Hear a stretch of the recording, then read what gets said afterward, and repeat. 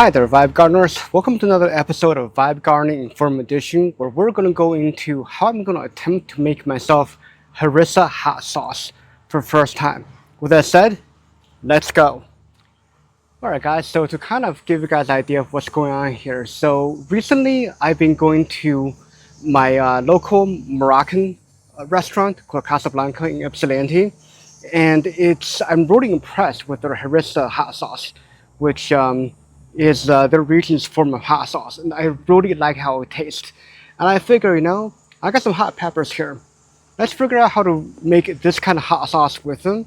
So that's how we kind of got to this point where I kind of want to experiment with you guys live on how I make some harissa myself.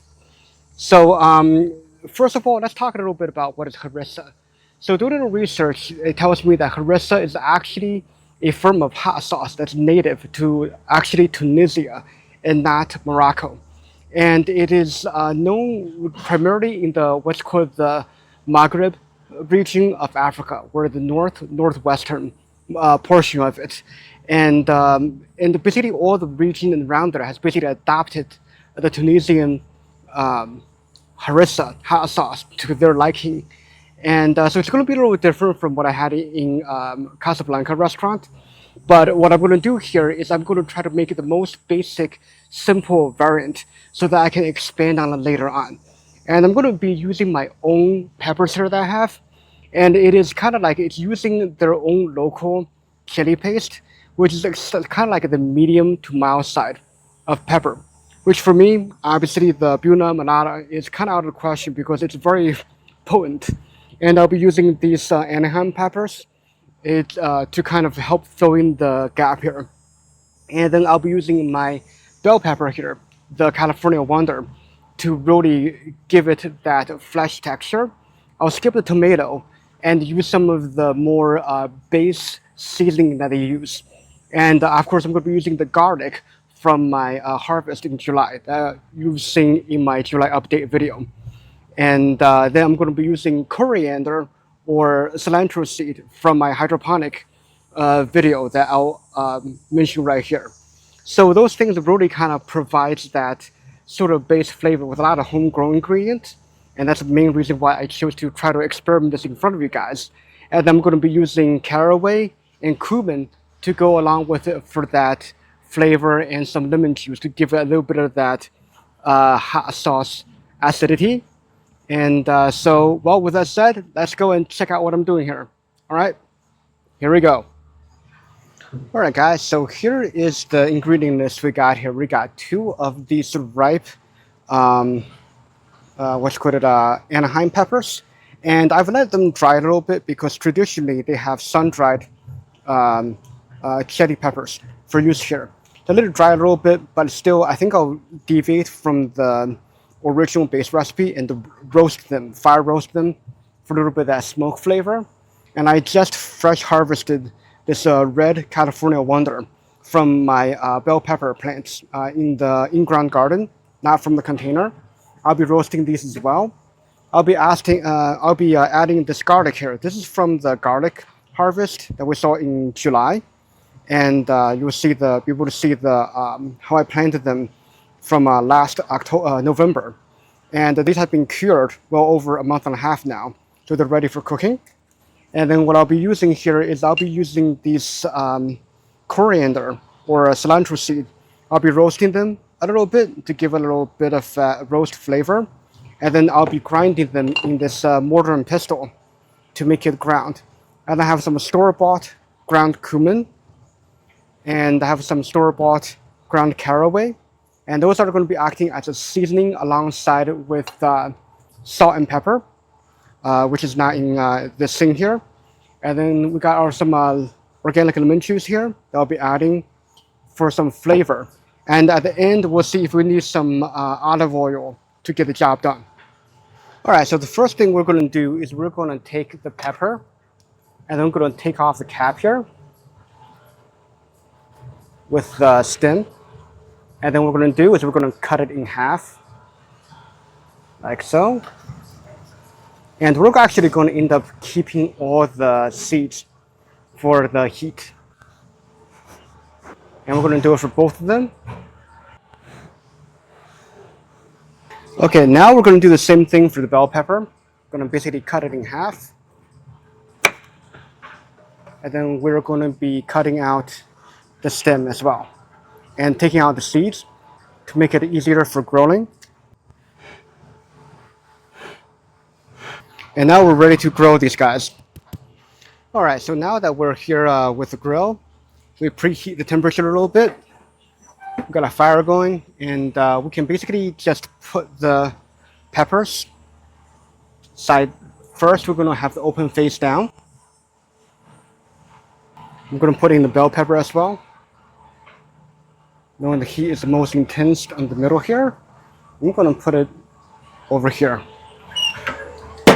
And then just let it grill for a little bit. Alright guys, so due to the thin nature of the Anaheim peppers, I'm actually going to flip them earlier than the bell peppers to make sure that they don't over burn on the side. But the skin is likely going to end up becoming a lot more toasted earlier on. Alright, I think the Anaheim pepper got a little too charred. So you can see it here with this. I'm actually going to break off this too charred piece right here. Actually, there's still some, no, that's too charred. I'm going to basically get rid of this portion of it and going to let the red pepper, bell pepper, carry the more of the bulk here. Gonna put it here in my blender cup. And this one is about right. This one is a little over, but I can still use all of it. And this one is still grilling a little bit, getting more of that smoked flavor. Alright guys, to show you guys what a properly roasted Anaheim pepper should look like, it's something like this, where it's got a hint of darkness to it, but yet it's not really black overall. And this is a perfect one. And also I think right now our bell pepper, look at the bottom here, is a little charred on the edges. It's time to flip it over. See this? Yeah, these guys are ready to get flipped over. Alright, so while we wait for the pepper to grill, we're going to take these coriander or cilantro seed, and we're going to take about a teaspoon here, put on here, and start cooking it.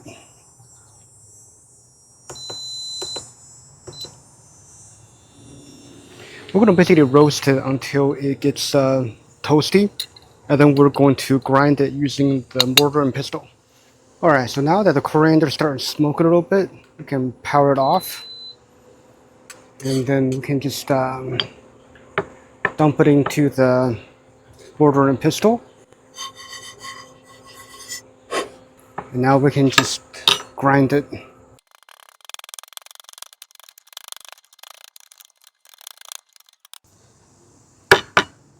And there you have it. We have freshly grounded coriander that's been roasted a little bit.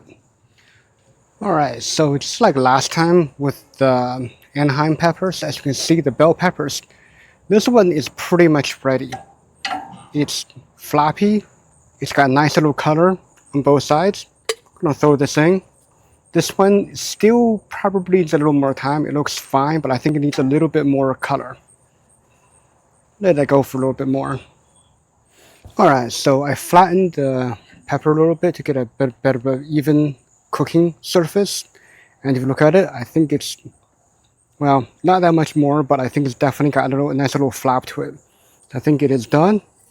Here we go. Now we're ready to add the other ingredients now.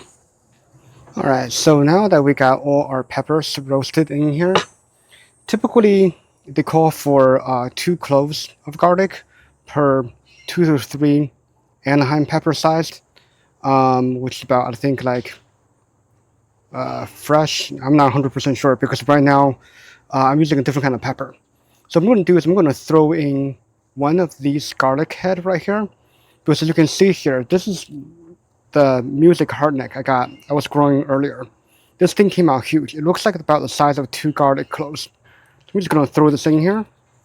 And then what we're going to do is we're going to take our measuring spoon and we're going to measure half teaspoon here of basically all the 3 seasonings we have. So we're gonna have half teaspoon of caraway, half teaspoon of oh, didn't even open this. Cumin. Gonna take this off camera to open this.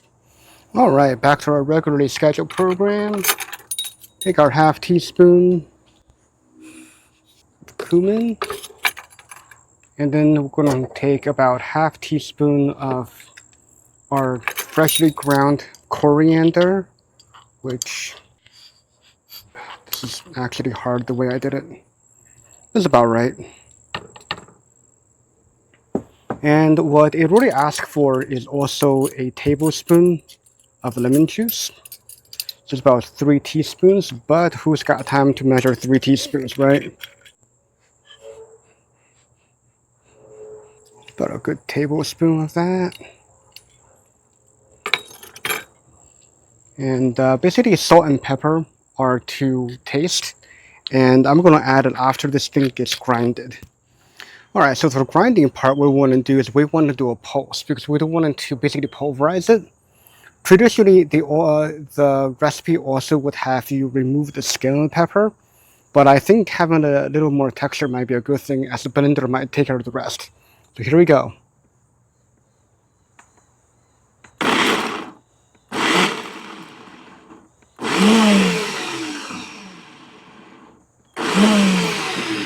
All right, it's a little too thick. I'm gonna have to shake it up a little bit.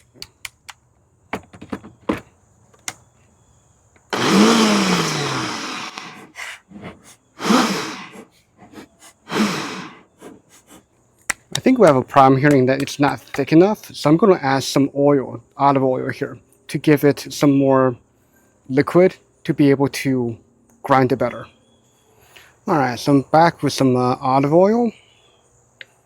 And the reason why I choose olive oil is that it really doesn't add really flavor, but you're gonna have to top it with olive oil anyway, eventually, because it gives it some of that liquidness it needs and lubrication to be able to be served properly. In this case, to give it some body to be able to actually blend.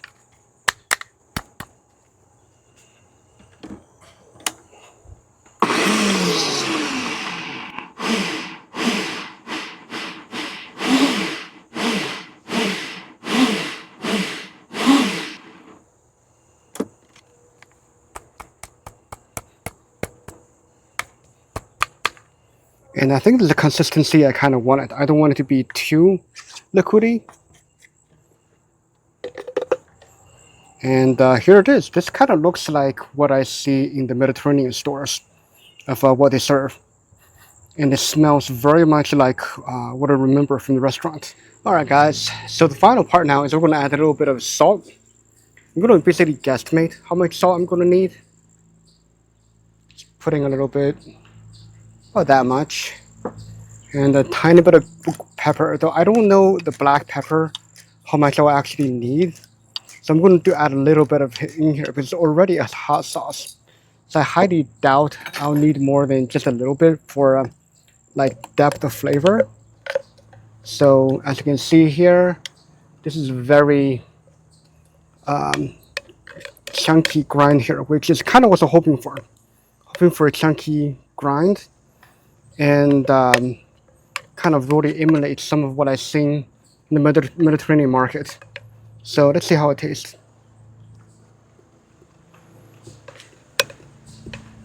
It's